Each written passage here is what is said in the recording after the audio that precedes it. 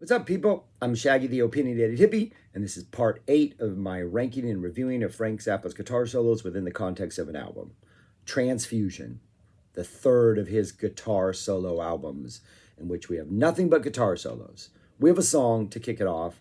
We have another solo that contains a little bit of the riff or the vamp of the song where you can easily identify it. Other than that, it's just the solos. 16 of them. Little intimidated to rank these because pretty clear on what my bottom 3 are, pretty clear on what my top 2 are. Everything else in the middle can, change from day to day, but I think I've found a way to rank them. What I'm going to do is go through each one, try to keep it short because there's 16 of them. And then at the end, I will put a list up on the screen of so you can look at it for you visual learners, and then I will show you where this album ranks in the context of all the other albums as far as like my overall enjoyment of just the solos only. But yeah, this came out in 2006. I have a boot of it that I think I got right around the time Frank passed away or right before that. So there were rumors of this release in I think as early as early 90s, definitely as early as 94, if not earlier.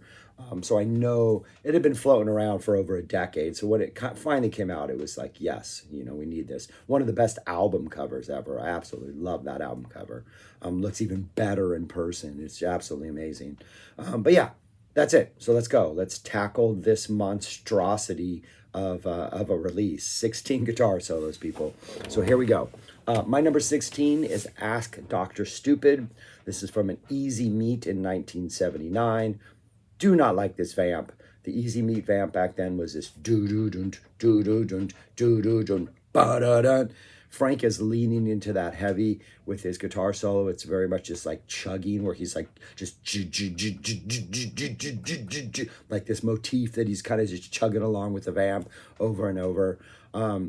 Maybe in the context of the song, if we heard the whole song, maybe in the context of an actual show, I might enjoy it a little more.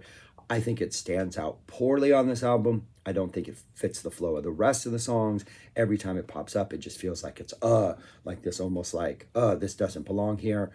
I didn't give it a horrible numerical grade when I graded it, but it is by far my least favorite solo on this album. There's some energy, there's some aggression. I think in the context of a show, it's probably pretty good. On this album, it is really the one album that the one solo that just kind of grates me the wrong way. Number 15 is Diplodocus. This is a King Kong solo from 1984. One of my problems with this is you hear a lot of that King Kong vamp before you go into the solo, and then when he's done with the solo, he kind of returns to that vamp, and the solo itself is not bad, but it's definitely not like distinguishing itself from other King Kong solos, which were not that common, but from other King Kong solos, let alone other solos from that tour. So I do think it's just a little bit weaker than the other stuff, though it's not a horrible solo. It's just, not that distinguishing. But Wackerman, one thing, anything from 84 or 88, the rhythm section, Wackerman and Scott Tunis on bass, Chad Wackerman on drums, are ridiculous. In fact, I would say it's hard for me to I have to consider them in ranking these solos, and so often, even if a solo, Frank is maybe just kind of recycling some 88 motifs or doing something sort of just not that exciting, the Wackerman Tunis rhythm section at some point will do something that even Frank has no choice but to respond to. And it seems there's two kind of solos. There's the solos where Frank is he has a purpose, and no matter what the rhythm section do, he is just going to go straight ahead with this idea, and they kind of just go chaotic around him. And then there are these other solos where Frank, it's kind of maybe a little more static, or maybe not, the vamp is not as interesting, and the rhythm section will do something crazy, and Frank responds in kind, and then that is like a domino effect where it just gets crazier and crazier. So it's interesting to see the way Frank responds to the rhythm section, but at all points in time, Wackerman and Tunis are probably, I don't want to say the stars of this release, but they are so absolutely incredible. But anyways, in Diplodocus, that's one of those. Even though I don't think the solo is that great, Wackerman is fantastic. 14, the album opening, Chunga's Revenge. This is a guitar solo in which Dweezil sits in. And I want to say Dweezil steals the show on this. I think Dweezil's portion of the solo is better than Frank's. The tone, Frank is using his really thin tone, and Dweezil's bringing his like metal energy, his teenage metal energy, and I think his phrasing is good. He's feeling the song. It actually works. When Frank comes in, we get a nice kind of a little battle between the two, but I still think Dweezil overshadows Frank. I enjoy it. It's nice to hear them play together, but I can't rank it any higher because Frank's solo is really not bringing it compared to the other solos on this album. But it is an enjoyable kickoff to the album. Number 13 is Finding Higgs Boson. This is from Hot Plate Heaven at the Green Hotel in '88 solo.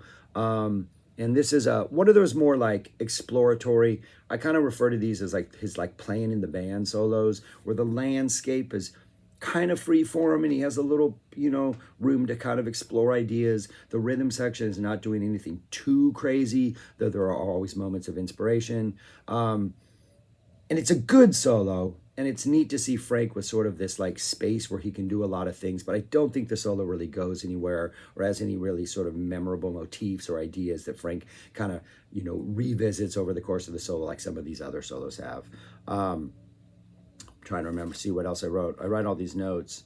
Oh, I wrote that it doesn't feel like it accomplishes anything. A lot of these solos have a really strong narrative quality about them where you feel like over the course of the 3.5, 4 minutes, Frank has made a statement. This one feels like Frank is just exploring ideas for like 3.5 minutes or 4, but doesn't really come to a conclusion about anything. So it's a good solo, but it's just not up to what I think almost everything else on this album is. Number 13. Number 12 is Gorgo. This is a Torture Never Stops solo from 1988. Again, the Tunis-Wackerman combination are absolutely ridiculous. This solo feels torturous. You feel the Torture Never Stops vibe. Even if you didn't recognize that this was a Torture Never Stops solo, you can probably pick it up through the energy of the solo. It's got a really nice melodic opening. Kind of stays a little low-key, but low-key torturous. Like there's a definite sort of slightly sinister energy to this that sort of just simmers and like bubbles under. There's another torture solo on here that is much better than this one, but this is still pretty good. It works well in the context of the album, and it's a good solo. Number 12. Number 11 is Scratch and Sniff. This is a City of Tiny Light solo from 1988 with that Carlos Santana secret chord progression on it. This is one of those, I think it's kind of like most City of Tiny Light solos where it takes Frank a little while, like maybe around 45 seconds to a minute before things start to get really interesting, where the rhythm section starts going into crazy places, where they start really messing with that Carlos Santana progression, that vamp, and once they start doing weird things, Frank takes that as a cue for him to start doing weird things and to go off on interesting little tangents. It's kind of pretty cool. What else did I write on there? I don't know. Oh yeah, it starts to get weird. So again, it starts to get weird. It's like most City of Tiny Light solos from '88, where I think we start off pretty straight and narrow, and then things just get kind of weird. The rhythm section get weird. Frank gets weird. He starts bending notes, scraping the strings, making weird noises, doing all that kind of stuff. Numerically, out of all the other ones, there was a City of Tiny Lights on Make a Jazz Noise here and a City of Tiny Lights on the last US show, and I think I ranked this one higher than both of those. No, I didn't. The Making Jazz Noise here I ranked as a better solo, and same with the City. So I rank this as my third favorite of the City of Tiny Lights of these, of 88 of the 3 released. But I still like it. I still think it's a good solo. And the vamp works, like the energy works. It is one of those things where that upbeat bump, bump, bump, bump works in the context like of a whole bunch of solos, because it definitely stands out and distinguishes itself with a really sort of upbeat, almost standalone type energy because that vamp is so strong. Number 11. Number 10 is Good Labna. Just this short, I think it's like a minute and a half, avant-garde weirdness that the Let's Move to Cleveland from 1984s were so often. The Let's Move to Cleveland's from 1984 are some of the most interesting things ever.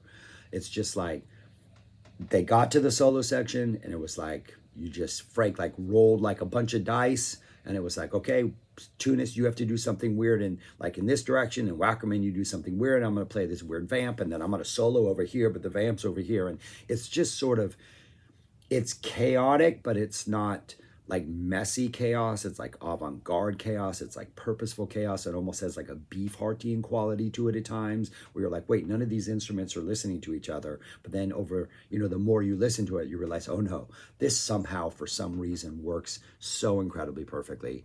It's just just an amazing, exhilarating little burst of music. There's this weird little ticking clock sound in the back that kind of keeps going on towards the end, that just having this sort of metronomic like feel to this chaos makes it really work. Yeah, just an exhilaratingly fun little guitar solo. Good Labna. Number 9 is Soul Polka. This is from an Oh No in 1988.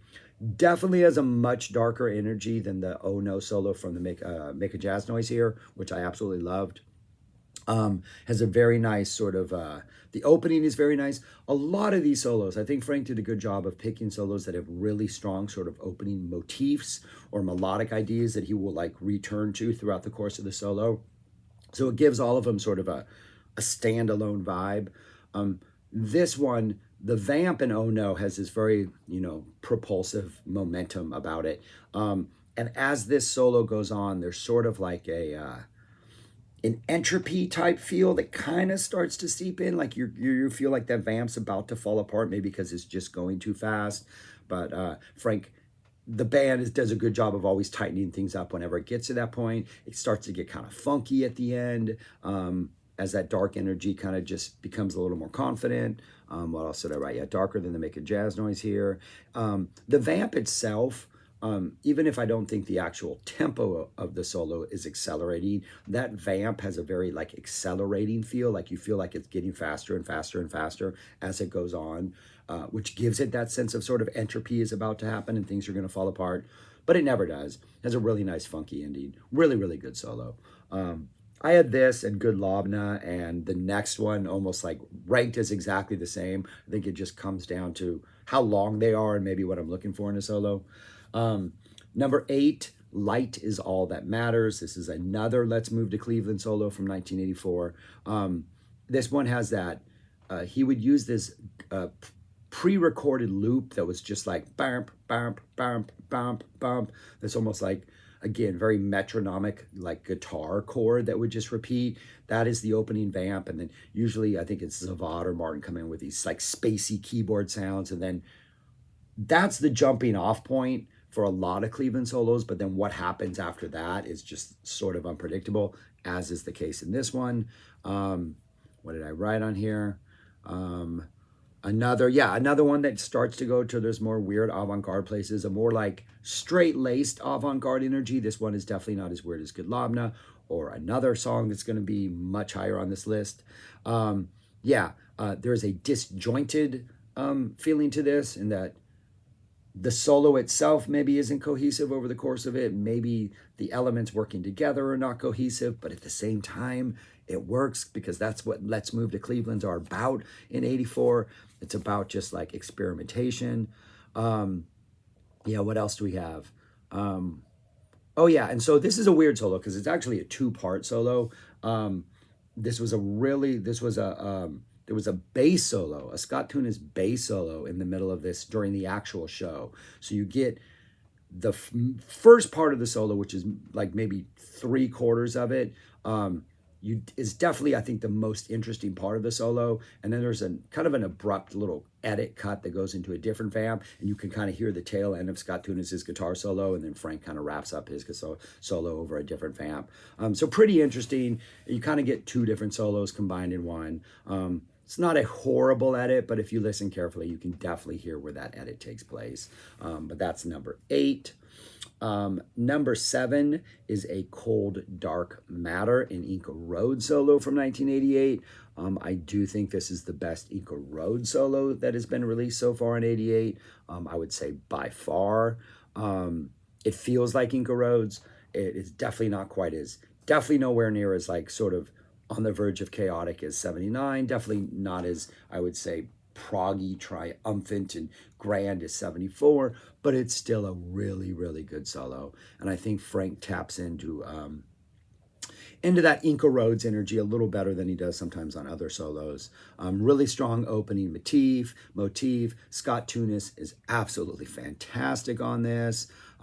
It feels like 74. Wackerman's get a little weird rhythmically. That little start-stop weird thing that Chester Thompson would do is there. Yeah, it just really, really works. It's a really good solo. I think it's by far the best of the, I think it's better than the last US show by quite a bit, and it's better than the best band one. So yeah, an 88 solo. So yeah, 88's doing well on this release. Number 6, After Dinner Smoker. This is a Torture Never Stops solo from 1988. This is the screaming, wailing, where Frank is like just making his guitar like just go, wow! And he repeats that sort of throughout the entire solo. So it has a very cohesive, like it almost feels like it's a, that was the plan. He pre-wrote this solo. It has that sort of complete vibe in it, mainly because he keeps repeating that sort of screaming, wailing theme throughout the solo. Gets some weird chords towards the end, starts bending it like crazy.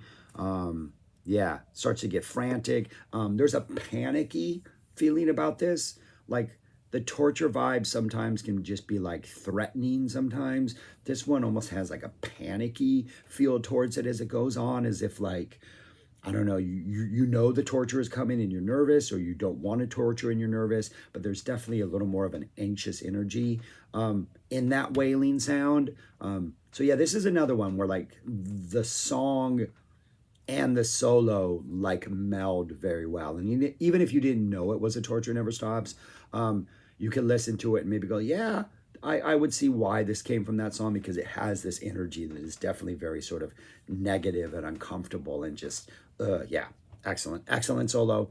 Like we are now getting to like some absolutely amazing things at this point. Number 5 is the title track. This is from a Marcuson's Chicken in 88, which abruptly, the Marcuson's Chicken abruptly ends, and we go into the 21 vamp, which you can hear on Chicago 78. As a standalone piece, it works really, really well because you don't have that halting transition. Frank has this phrasing thing throughout maybe like the last third of the album, where he's doing this like really intense fast bursts, and then these long held notes, and then these really intense fast bursts, and then these long held notes, and then these intense fast bursts. And the way the 21 vamp works, like it almost feels like it's like this obstacle course, and Frank is like shooting through it, and then he has to like go slow and then shooting through it. And like Frank's phrasing through here, and the way that 21 vamp, which is like, you know, it's a long vamp to like have to solo around. It really feels like Frank is like pretty much staying straight and narrow in his chorus, but he has these like really intense bursts of energy throughout the vamp mixed with like these long drawn out notes. And it has this very introspective, slow burning, intense vibe about it. It's definitely one of his more sort of introspective pieces. Someone made a comment in one of the videos about how Frank is sort of abandoning like rock and roll guitar playing ideas and maybe infusing his guitar with like, you know, sort of maybe classical elements, or maybe he's inspired by the synclavier or other things. This is one of those solos where you can feel like Frank just trying to push his playing in a different direction. Yeah, there's a Middle Eastern quality to some of it. Almost feels like maybe we're going to jump into like a Shake Your Booty, not that upbeat tango energy, but maybe that sort of guitar solo vibe, but we never quite go into that.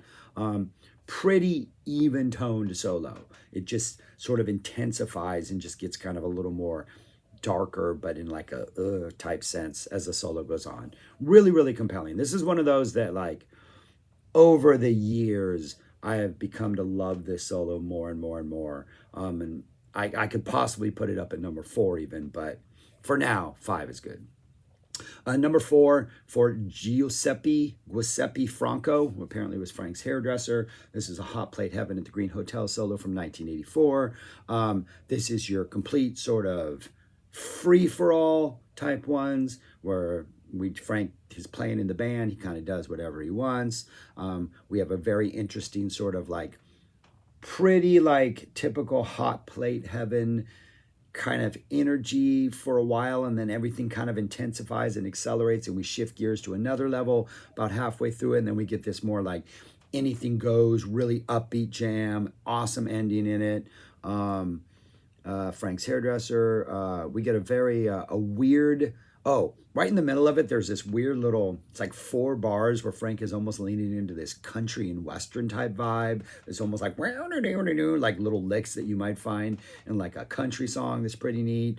And it feels very much like a journey. Like this is one of those solos, and I think this is one of the best part of like the 84 at its best, and like Hot Plate Heaven and Let's Move to Cleveland, is he had these really, it's like he had these vamps he would only play maybe once or a couple of times, or ideas that he would only explore once because it wasn't tied into like a more structured idea like City of Tiny Lights is, or even like Inca Road sometimes is.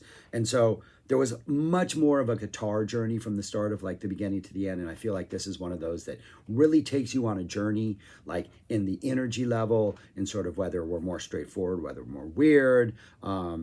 It's got that really great freeform energy that I'm not like upset about for the first 30 seconds because it doesn't take the momentum of the song. I think Frank releasing guitar solos on their own, he realized that that's something he needed to do because he was undermining his own songs by like changing the vamp up so dramatically in a live context. So yeah, really, really, really, really good solo for Giuseppe Franco, my number 4. My number 3 is the album closing Bavarian Sunset. This is just gorgeous. It feels like a Bavarian sunset. I feel like I'm on a, are there rivers in Bavaria? I'm assuming, I feel like I'm on a river, and the river is like, I'm heading west, which I don't know if rivers head west, but I'm kind of maybe heading southwest so I can see the sunset, and maybe it's going down through the trees. I'm in like some Blackwoods forest. It just feels, it has that feel. Dweezil plays on it. Dweezil sounds fantastic. He is definitely sounding at his best here. He recently asked for his solos to be not included on the last US show because he wasn't happy with them. These are amazing. The Chunga's Revenge one on here and the Bavarian Sunset on here are amazing. So I don't know if Dweezil was being too harsh on himself, whether he just wanted to honor his dad and not take up space on that release. I don't know. But he is amazing on this. And this time when Frank comes in, I think it just works a little better because the whole thing has this really uplifting, kind of just gets more magnificent as it goes on. They just start shredding like crazy. The ending is maybe a little too abrupt, and maybe I want more of a drawn out, hey, let me just draw out the band and make the sunset even more magnificent. But absolutely no complaints. And Wackerman's drum work, when he comes in, it almost has this dramatic, like Genesis prog energy. Like it feels like it feels like this entire thing could be like the end of a Genesis song when back with Hackett, and Hackett's just going off, or the end of like a Yes song, where we have this just dramatic buildup. Maybe like a Starship Trooper. Kind of reminds me of that, and just that kind of slowly building energy. Yeah. Just absolutely magnificent. I wrote it almost doesn't feel like a Zappa song just because of the energy. And interestingly enough, they played I Am the Walrus, and then as soon as I Am the Walrus ended, they just dropped into this and it happened. So yeah, just absolutely magnificent solo that really almost sounds like nothing else Frank did. Phenomenal. My number 2, Bowling on Charon, the moon of Pluto? Pluto's moon? No, not Pluto's moon. Somebody's moon. Jupiter's moon? It's a planet. It's a moon of some planet. And this is a 77 solo from Wild Love, The Squirm. Nice, long, multi-part solo. This was sort of the precursor to Yo Mama. So we get a little bit of The Squirm that has more of a spacey little template where not much is happening, and then Bozio and Patrick O'Hearn start joining the force, and we get that Bozio O'Hearn just intensifying build up where things slowly just kind of get more and more intense. But then in this one, once we reach that peak, everybody kind of brings it back down, and we get almost like this post-coital like cuddling for like the next minute and a half that just kind of brings us home. It just, there are so many different elements to this. You can hear the origins of a Yo Mama. Patrick O'Hearn is ridiculous. Bozio is pretty restrained for the most part, but when he does his fills, you're just like, man, does anybody do fills as well as this guy does? It is just an all-around, almost like perfect song. Absolutely fantastic. Yeah, perfect solo. It is on the Halloween 77, but it has been edited down quite a bit. I think there's 2 minutes that are edited out completely. But yeah, just an absolutely, one of the reasons why I love the Bozio O'Hearn rhythm section is how they build up Frank. And if you like Yo Mama, I don't know why you would not absolutely love this solo. And my favorite solo on Trance-Fusion, number 1, Butter or Cannons. This is a Let's Move to Cleveland solo from 1984. This is avant-garde craziness. It is weird. It is one of the most intense, exhilarating, exhausting, pedal to the metal. Everybody just do whatever you want, it feels like, for like the length of the solo. Tunis is going on these ridiculous bass runs. Wackerman's going crazy. Anytime we reach a point where like it feels like we're settling in to like, okay, this is the groove. It's really fast and we're going at quite a hectic pace, but we've now find a direction and things are going to normalize. And then Wackerman will do something weird, or Tunis will go off on another like tangent. It is just, I think, one of the most exhilarating, fascinating, just ridiculously amazing solos. We are missing the first part of it, sort of the build up into the chaos, sadly is not there. I think early on we had a like a Punky Whips tease early on in this solo before it gets cut. But it's just, yeah, it's just absolutely amazing. Alan Zavad sounds amazing. I'm assuming it's Alan Zavad's keyboards in the back that are doing fantastic things. What else did I write? Super fast. Oh, there's one point where he starts quoting the Let's Move to Cleveland riff in it, and that like in a weird, funky, dark way, and the band responds to that, and then we're going off on more insanity. Yeah, this solo is like insane. Like, I can't think of any other band that does solos or jams or has moments that are just this absolutely ridiculously magnificent, in which you have a rhythm section, a band, a guitar player, just at the utmost limits of what they can do, and just experimenting with speed and style and like trying to make it all work without falling apart. Oh my gosh, absolutely ridiculous. It would have been nice to have the complete solo, only because I do think the build up into the chaos works, but I also think it works on the album, in the course of the album. And also things like this, releases like this, like the number 1 solo is from 84, the number 4 solo is from 84, even the number 8 solo, which was really good, is from 84. There are 2 Cleveland solos in there. We should get another 84 release. There are really good 84 shows out there. If you're watching this, CFT, let's find one of those November 84 shows and put that out there, and let's get a better picture of the 84 tour. But yeah, that's it. Those are 16 solos from Trance-Fusion. There they are, right there on your screen. That's what it looks like in written form. Yeah, this is a fantastic album. So where would this album rank amongst the other ones I've done so far? I would put it right there. Yes, number 1. It is my favorite. I mean, other than that Ask Dr. Stupid Easy Meat solo, I really enjoy all these solos. Yes, some are better than the others, but that's the nature of everything. But yeah, a fantastic release. I'm interested personally, myself, once we get to guitar and once we get to Shut Up and Play Your Guitar and actually listen to those and like give them numerical values, where they rank on here. I have a feeling one of them would definitely be higher. But I feel like I'm getting new appreciation for this. This has been a fun project. So anyways, that's all I got. Thank you for watching. It's really early in the morning here. Doing this and then heading out to do some stuff for the day. So my voice doesn't quite feel like it's ready, but thank you for watching and listening anyways. Subscribe, like, let me know what your favorite solo is. Let me know solos I should reconsider. Let me know why that Easy Meat solo is better than I give it credit for. You know how comments work, people. Thank you for watching. Subscribe, like, share, And go listen to music. Go listen to this album. This is a fantastic album.